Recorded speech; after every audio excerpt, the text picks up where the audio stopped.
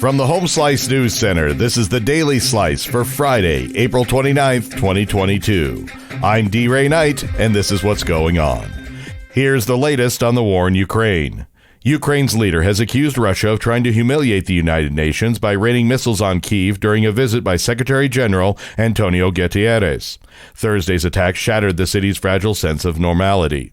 President Volodymyr Zelensky said overnight that Ukraine's forces were holding off Russia's attempt to advance in the south and east as attempts continued to secure safe passage for besieged residents in the devastated city of Mariupol.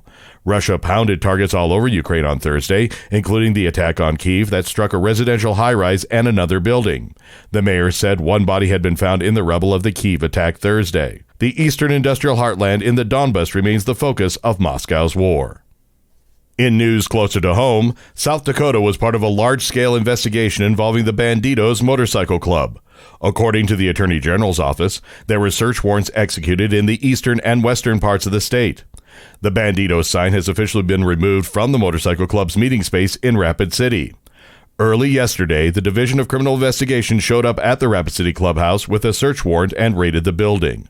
Members of the DCI and South Dakota Highway Patrol worked together on the raid, and agents were in and out of the building all morning.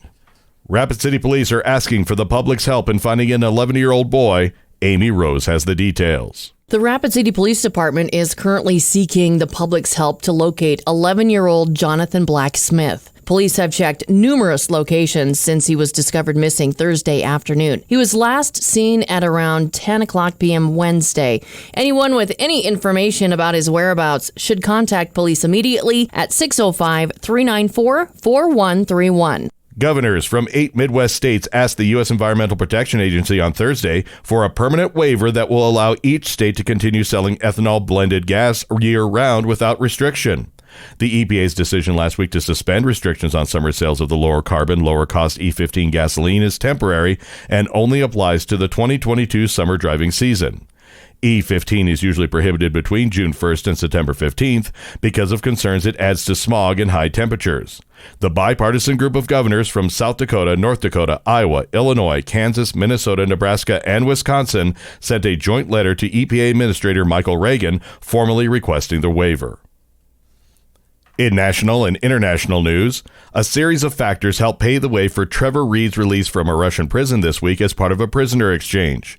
They include escalating concerns over Reed's health, a private Oval Office meeting between his parents and President Joe Biden, and a secretive Moscow trip by a former diplomat on the cusp of Russia's war with Ukraine.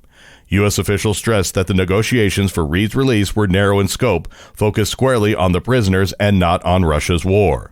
But while the timing of the deal was startling, it's also clear that the groundwork for it had been laid before the conflict had begun.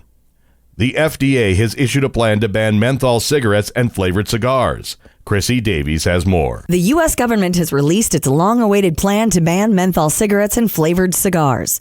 The Food and Drug Administration said phasing out the mint-flavored cigarettes would save hundreds of thousands of lives by helping adult smokers quit. Menthol is the only cigarette flavor that was not banned under the 2009 law that gave the FDA authority over tobacco products. The Biden administration has been under pressure from African-American groups and health advocates to eliminate the flavor. Menthol accounts for more than a third of cigarettes sold in the U.S., and the mint flavor is overwhelmingly favored by black smokers and young people.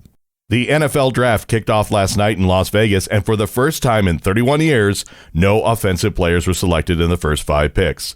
The number 1 overall pick was edge rusher Trayvon Walker of the University of Georgia. He was selected by the Jacksonville Jaguars. The Detroit Lions picked second and selected another edge rusher, Michigan's Aiden Hutchinson. Your weather forecast from the Home Slice Weather Center. Showers and windy throughout the day. We may even see a thunderstorm with a high of 50. Rain tapers off tonight with a low of 40. And that was your Daily Slice for Friday, April 29th, 2022. The Daily Slice is a production of Home Slice Media Group, hosted by D. Ray Knight with Amy Rose and Chrissy Davies. Executive producer Mark Houston. Engineered by Chris Jacquez. I'm D. Ray Knight. Have a great day.